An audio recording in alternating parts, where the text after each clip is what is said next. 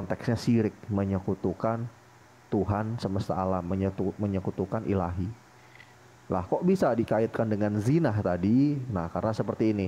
Orang-orang Israel itu menganggap bahwa diri mereka itu adalah pengantinnya Tuhan. Gitu loh, pengantinnya Hashem Elohim atau Yudhe Wauhe. Tuhan itu adalah seorang suami dan umat-umatnya itu adalah seorang istri. Dan ketika si istri tadi menyembah ilah lain, bakti pada ilah lain, maka konteksnya dia dianggap berzina dalam konteks majasi, ya, seperti itu. Nah, jadi ada dua pendapat. Begitu Bang penjelasannya terkait soal yang perawan tadi. Jadi ini ya, bilangan 31, 35. Selanjutnya orang-orang yaitu perempuan-perempuan yang belum pernah bersetubuh dengan laki-laki seluruhnya 32.000 orang 32.000 orang ya kan tulisannya begitu ya. Itu diapakan gitu loh maksudnya.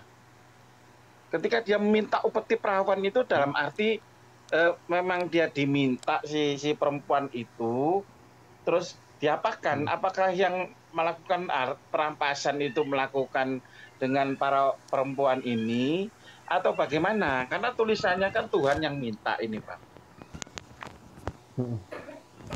Nah, itu nggak ada penjelasan lebih lanjut soal itu, Bang. Gitu loh. Oh, nggak ada penjelasan.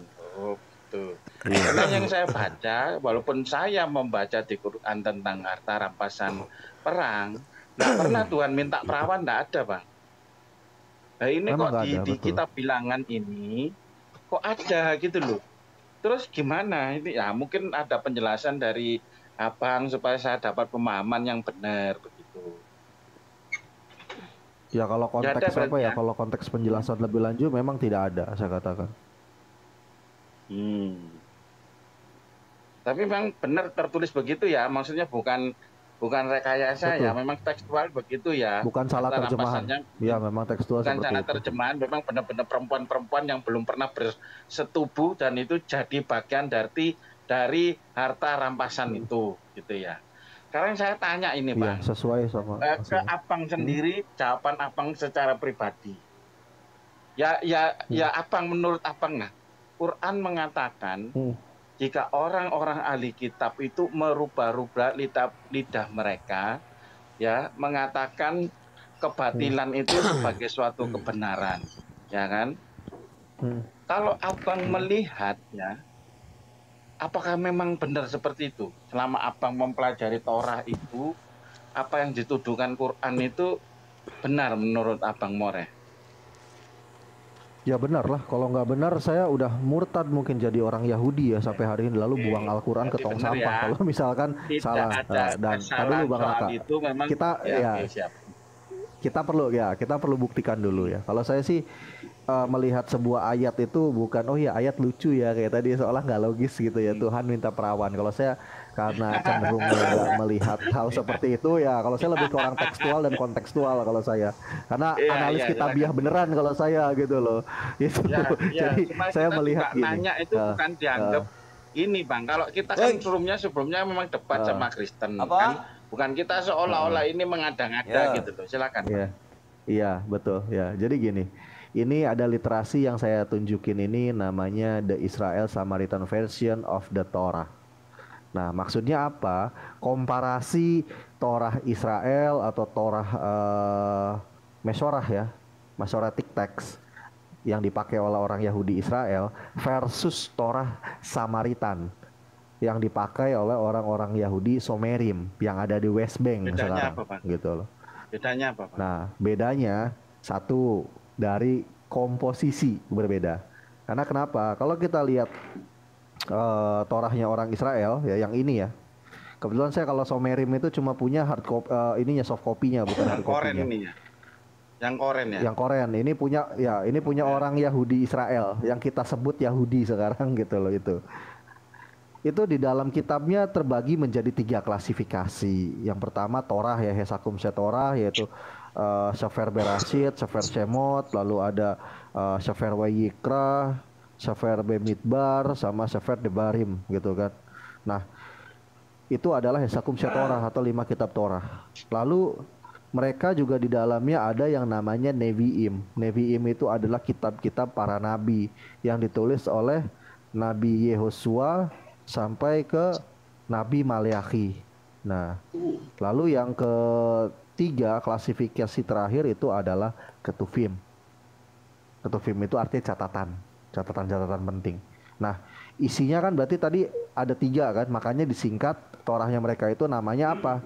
Namanya Tanakh. Tanakh ini adalah singkatan dari Torah, Nevi'im, dan Ketuvim artinya. Disingkat jadi Tanakh. Kalau orang-orang Samaritan ya, Torah Somerim, Somerim Samaritan version atau Somerim version, itu isinya cuma ada 5 kitab Torahnya doang, nggak ada Nevi'imnya, nggak ada Ketuvimnya. Makanya saya dulu pernah ketemu orang Kristen ngobrol di Zoom, ya ini cerita pengalaman dikit ya Bang Raka. Ya. Dia ngomong ke saya gitu kan, ah kamu ini nanti nuduh gitu kan di dalam kitab Yesaya, di dalam Samaritan Torahnya orang Samaritan gitu kan, nanti bilang teksnya beda. Siapa yang ngomong kayak gitu, saya bilang. Karena kenapa?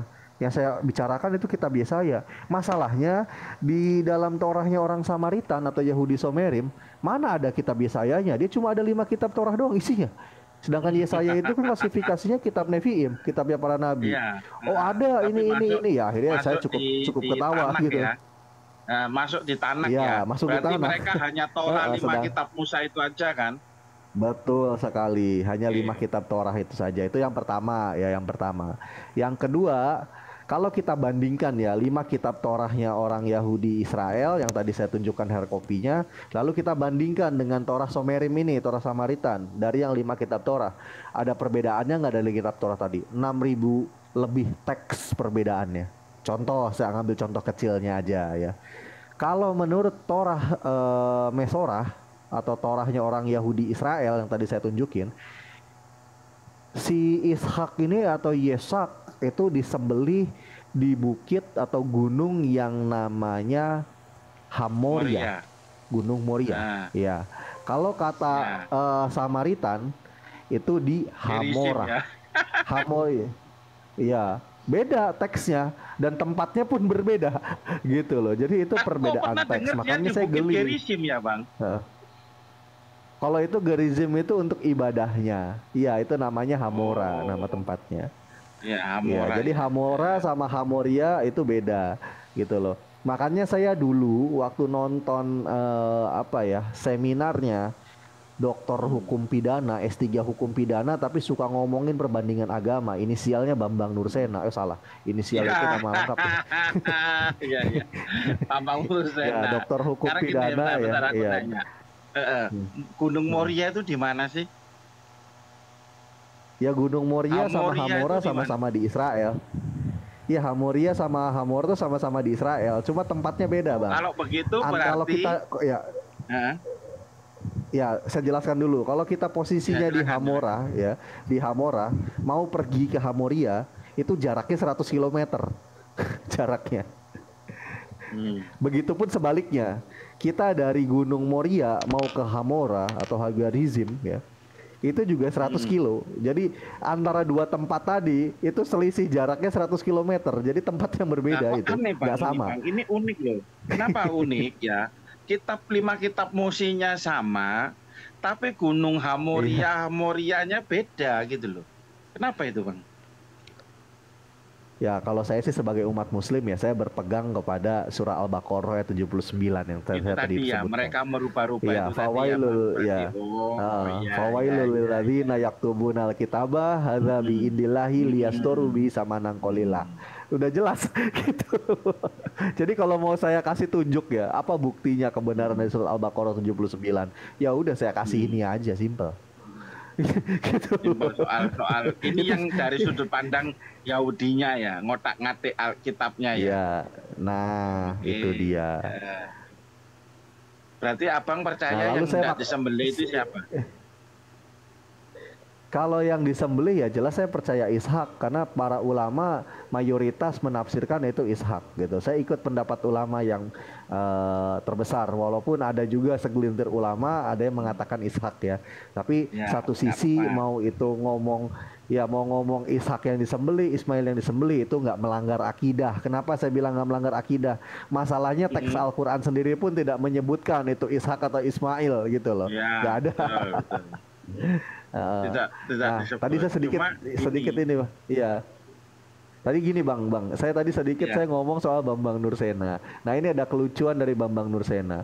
Bambang Nursena bilang ngeles ya bahwa Samaritan Torah ini sama Somerim atau apa namanya sama yang tadi saya bilang ya Masoretic Text atau ya Torahnya Hmm. orang Yahudi Israel Hmm. itu cuma beda cara bacaan kata dia. Sama kayak kiroah sabahnya Al-Quran. Nah ini kalau kata saya Hmm. penipuan akademis secara publik. Karena kenapa? Ini benar ya Bang, Permasalahannya serius ini tadi, ya. Ya ini ini tuduhannya serius, ini ini benar ya. serius. Iya benar, Terus. benar. Saya nggak pernah mengadang-adakan kesalahan saya. Makanya silakan Hmm. lapor Bambang Nursena kalau ada Kristen yang nggak percaya. Bilang kata Reski Lentera Rohani Institute gitu kan. Bahkan saya tantangin debat bila perlu gitu. Dan sampai hari ini masih Nggak berani Bang. apa namanya Kok sama sembunyi-sembunyi. yang akademis sama Bahkan yang dulu, biasa aja nggak berani debat kok Bambang Nursena itu.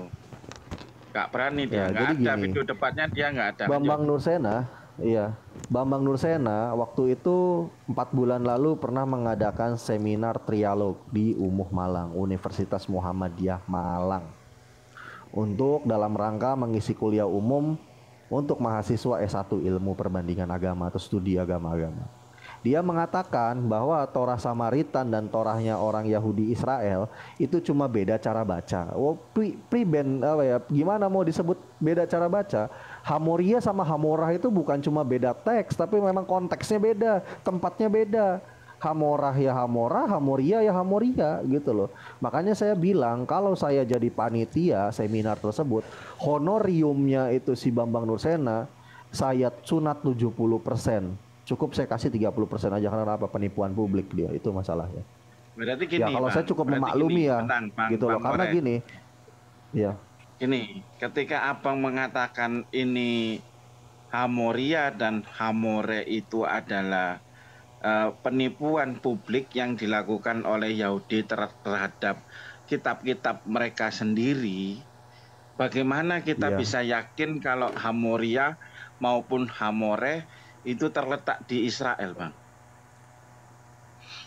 Ya gunung itu namanya masih ada gitu loh Bang. Abang tinggal kumpulin uang yang agak banyak sekitar 35 juta bisa ikut study tour. Kebetulan saya punya bukan study tour ya ikut tour Oh, travel ya. berarti kalau Kebetulan begitu saya punya tante berdasarkan yang nama perjalanan ke gunung ya, sana. Bang ya. Oke. Iya dan itu Bang, dari Abang tahu dahulu Bukit kala Sinai? ada. Tahu Bukit Sinai, Bang? Iya tahu Nah, yang bukit itu digadang-gadang kalau juga itu di Arab pariwisata kan kan bukan di ada Mesir di kan. Mesir kan? Iya.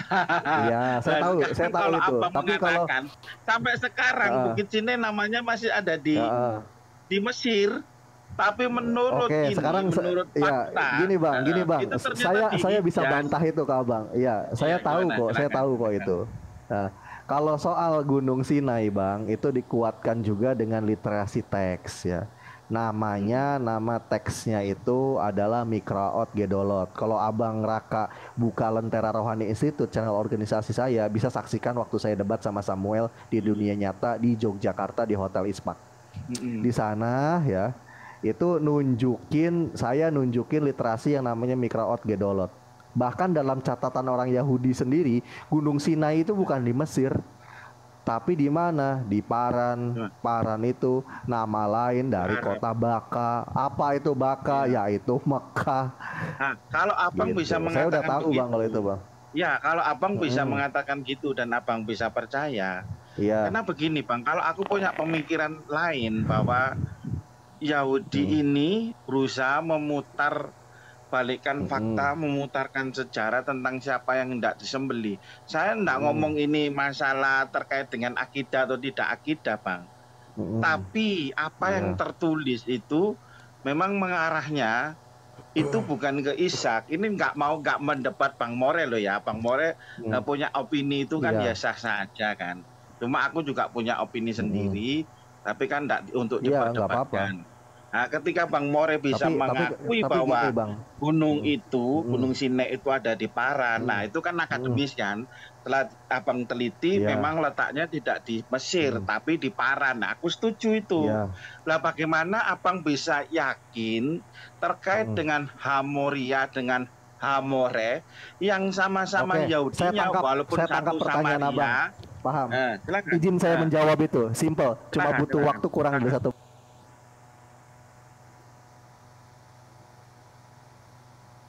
jas yang tadi data pembandingnya ada Bang. Simple. Itu pertanyaan saya. Ada nggak pernyataan statement atau analisis yang mengatakan itu bukan di situ tempatnya? Kalau soal Hijaz ada Bang data pembandingnya, itu masalahnya. Simple kan jawabannya? Iya, ada Bang. Simple. Jadi gini, data pembandingnya itu begini. Bentar ya. Nggak apa-apa. Dikatakan kalau Abraham itu tinggal di Kanaan. Kan begitu. Tekstualnya kan begitu. Nanti yang lupa jalan pulang bukan? Nanti yang lupa jalan gini Bang Raka. Yang Bang Raka jelaskan itu sebenarnya bentar. Enggak, saya sudah tahu Bang Raka itu materi 2004. Oh, bukan. Iya. Enggak, itu materi 2004 nih. Ini ada nih. Saya punya tesisnya, bahkan sudah dipublis di UIN Sunan Giri Bandung. Jadi saya tahu kok yang Bang Raka yang Bang Raka sebutkan itu apa ya? Itu materi zaman saya masih main kelereng Bang, jujur aja Bang. Ya, silakan ditampilkan. Karena aku juga banyak ini jadi sumbernya nggak hanya itu. Iya, saya yakin kok. Saya nggak tahu ya Abang dapat dari mana, tapi sumber utamanya itu dari blogspot teman saya, namanya Gus Mendem namanya. Nah, Gus Mendem sendiri itu sahabat saya. Aku baca langsung dari Alkitabnya, Bang. Nggak baca dari sumber-sumber lain. Lanjut. Iya, tapi kan kesimpulan itu kan dapatnya dari ini, Bang. Itu aku nggak tahu. Oh. Nggak tahu. Enggak, soalnya yang Abang bawa ini saya sering perhatiin Abang, karena yang dia bawa tuh apa ya, masalah-masalah yang klasik sebetulnya gitu loh. Ya, dan sebetulnya klasik, tapi juga banyak yang lihat. Berusaha iya, masalahnya gini Bang. Iya, dari yang masalah klasik itu ada nggak kampus yang pernah menerbitkan jurnal tentang itu? Saya tanya dulu, sebelum kalau Abang menampilkan, aku tanya, Bang. Bang. Iya. Menurut Abang ya. Iya. Anak perjanjian itu siapa?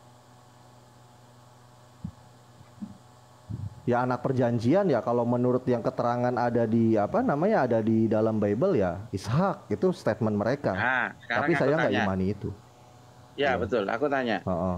Tanda perjanjian antara Abraham dengan Allah itu berupa apa? Perjanjian antara siapa? Ishak dengan? Tanda perjanjian antara Allah dengan Abraham itu berupa apa? Oh, tanda perjanjian, yakni anugerah kenabian. Kalau yang bersumber dari Bible, iya, anugerah kenabian, Bang. Gitu. Tak tampilkan dulu ya, bentar ya, sambil Abang nyari data ya. Soalnya gini Bang Raka, yang saya lihat ya dari Bang Raka. Ini maaf nih Bang Raka ya. Ya tapi nggak apa-apa sih Bang Raka mau masih mempraktikkan itu ya nggak masalah. Itu urusan Bang Raka gitu. Tapi yang saya lihat Bang Raka ini membawa opini yang maaf di luar akademis gitu loh. Makanya saya sih langsung aja gitu kan.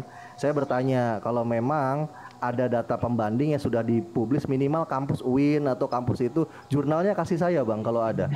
Dan yang saya tahu itu cuma anggapan dari blog namanya Gus Mendem, dan itu kawan saya, sahabat saya. Aku nggak pernah baca apa itu Gus Mendem, Bang. Iya mungkin gini. Ini Abang nanti kan sharing ilmu, ilmu Abang yang Ibu berikan ke aku kan ya bisa aku terima kan begitu, Bang.